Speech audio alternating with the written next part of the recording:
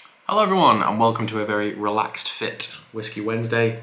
It's a very calming, relaxing day off, so I'm here taking advantage of it all. We are here to chat today about this. Loch Lomond 14. This is a bottle of whiskey I've been staring at for quite a long time, and it was only recently I realised how long it's been since I reviewed a Loch Lomond product. Years and years and years ago, when we still filmed in a whiskey jar, we did the 12-year-old, we did the 18-year-old. I don't think we've done Inchmurrin or Inchmoen to my memory. I remember thinking Loch Lomond 12 was a lot better than Loch Lomond 18. But this is interesting because it's a change in profile. This is the box and the design it currently comes in. It's a much more kind of squatted bottle than the old taller Loch Lomond ones. This also used to come in a different box. It was like a kind of lightish blue box, and it was slightly taller. The whiskey in that box was unpeated. This is the replacement for it, and it does have some peat in it, which is interesting. 46%, it doesn't state whether or not the whiskey is natural colour. It could be, but there also isn't any declaration on the back of the box stating so. But that could also be because it's might not be sold in Europe yet, so they don't need that declaration. But it is non-chill filtered at 46%. Matured for most of its life in American oak and then finished in Limousin Oak casks. I'm really pretentious saying Limousin, just without the E on the end of it. I'm not French, I'm from Salford, so let's just call it Limousin Oak casks. I've just been editing some other videos, so this has been in a glass for about an hour. It's been sat here kind of just dwelling and doing its thing. And I had a dram of this the other night. Unlike some of the other whiskies I've reviewed recently, there's not tons of this missing, because most of my friends already own this whiskey and they've been shouting at me to review it. But it was the last thing I had before I went to bed the other night, and it just had this amazing cognac, raisin, like juicy pineapple thing to it. So I thought, you know, worth the review. But let's have a little smell, let's have a little taste. Loch Lomond are one of those distilleries who, they do a lot. They're a full functioning distillery as well as an R&D company. I suppose every distillery to a degree is an R&D company. But they release their cool, limited, unusual things, and I quite like that because a lot of distilleries don't, and it's just nice to see them playing around with casks and peat types.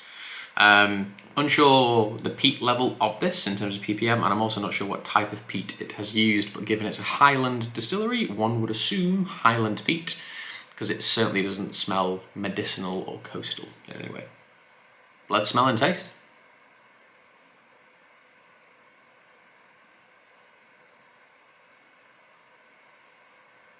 A wonderful approach to things up front.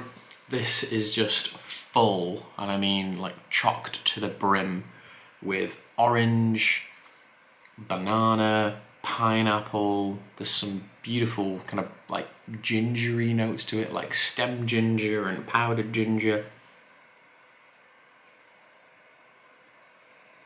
That big rolling bourbon influence, which is the orange and caramel. There's some sort of coconutty thing in it. It does smell of vanilla. I don't mean that in a bad way. You know, bourbon casks are always going to give you that. But there's also these beautiful, it's almost like a cherry note. And from my history with French oak and French oak influenced whiskies, they provide a flavour which is always both sweet and spicy. The only one that jumps to mind straight away is Jura 7-wood, and that always reminds me of like peach and ginger. It's this very double-edged sword of like soft spiciness and really kind of succulent, juicy fruits. This has similar notes to it. Yeah, loads of fresh fruit. I'll throw peach in there as well. The orange oil note is insane. It's like someone's taken orange and like done this and grinded the flesh of it over the glass. There are some deeper notes to it as well. I get this really nice absinthe, maybe not quite absinthe, but like aniseed licorice note, but it's there purely as a complementary thing. It's deep in the background. It's like 6 or 7 flavours in amongst all this fruit and ginger. And much like in a cocktail like a Sazerac, It's just providing like a richness to it, like a more rounded element. It's taking those earthy tones of ginger and those sweet fruity notes and kind of meeting them in the middle, just bridging that gap. And even now there's like honeycomb, toffee. Overall, it's a sweet whiskey. The front of the box just does say spiced apple and soft smoke. I don't like that. That's not a marketing thing I enjoy. But I must say I don't get much smoke on the nose. There's a little bit there. It's more like an ashy quality. Anyway, let's taste it.